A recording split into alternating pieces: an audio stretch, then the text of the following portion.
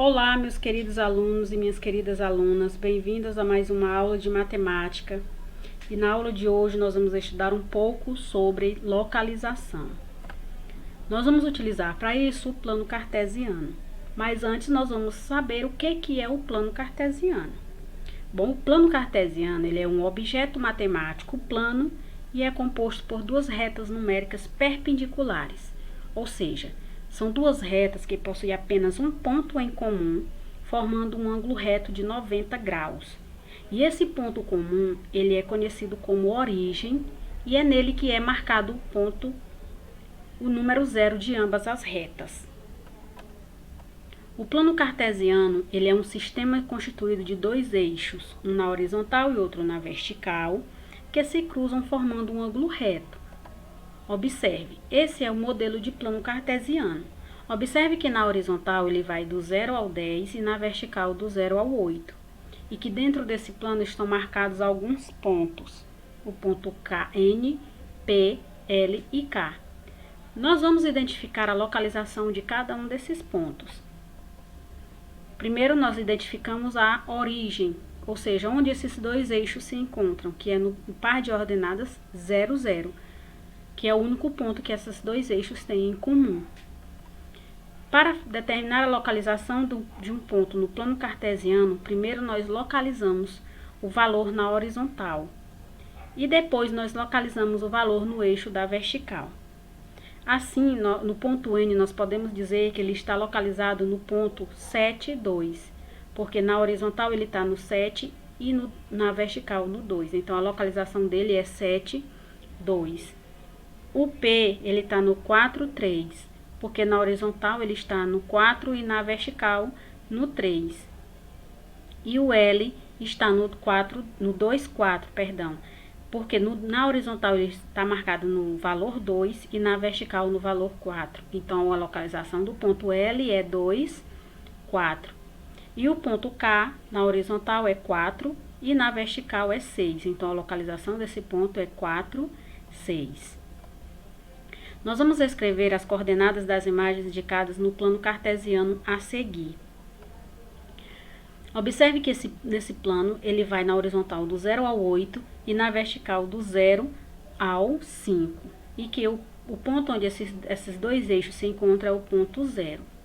Dentro desse plano nós temos alguns pontos, que é a igreja, o clube, o jardim, a escola, o banco e a praça. Nós vamos determinar a localização de cada um desses pontos utilizando o valor da horizontal e o valor da vertical. Vamos determinar a posição da igreja. Ela está na horizontal no 1 e na vertical é 3. Então, a localização da igreja é 1, 3.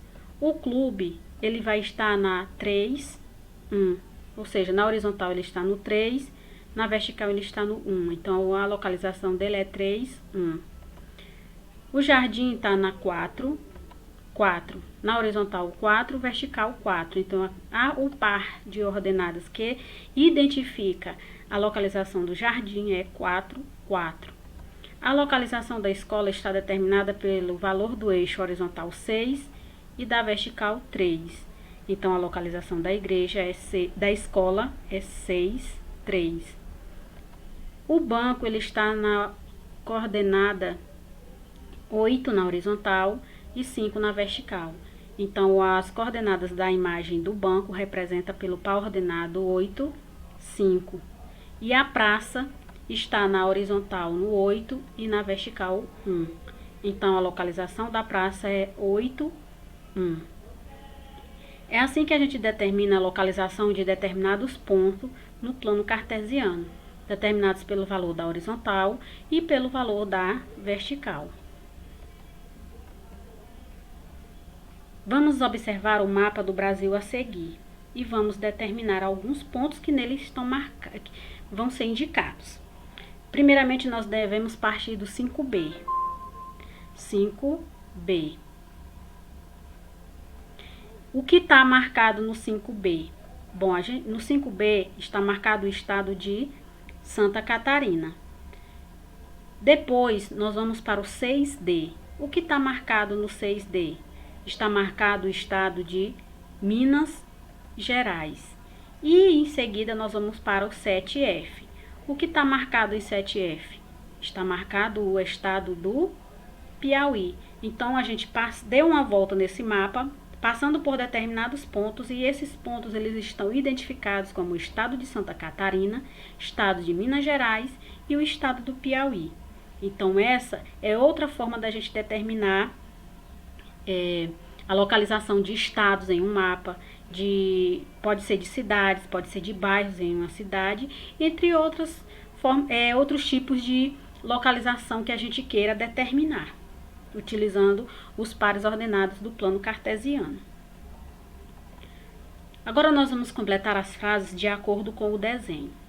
Observe que nesse desenho representa uma sala de aula em que tem alguns alunos presentes. Nós vamos identificar a posição de cada um desses alunos de acordo com o que se pede. A primeira está dizendo assim: o aluno que está sentado atrás da Ana. Então a gente vai no desenho da sala de aula e identifica a posição da Ana. Tendo em consideração a porta, ela está na terceira fileira, na primeira cadeira.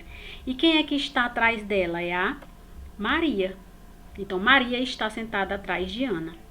No 2 está dizendo assim: senta-se à frente de Carol.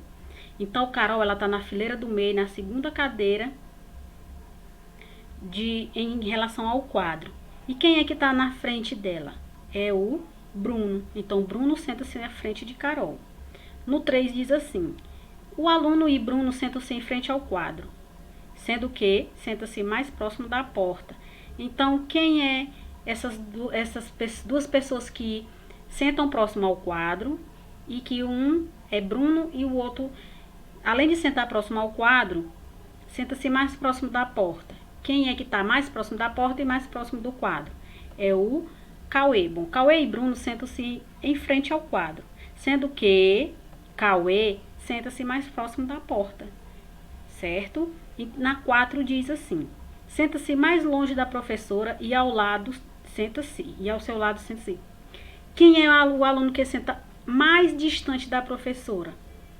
Bom, se a gente for observar bem, quem senta mais distante da professora é Mariana. E quem é que senta ao lado da Mariana? Se você observar, do lado direito da Mariana tem a parede. Então, a única pessoa que senta ao lado dela é Karina. Então, Karina senta ao lado de Mariana. Senta-se bem próximo da professora e ao lado de... Quem é que senta mais próximo da professora? É Ana. E a Ana senta ao lado de quem? De Bruno.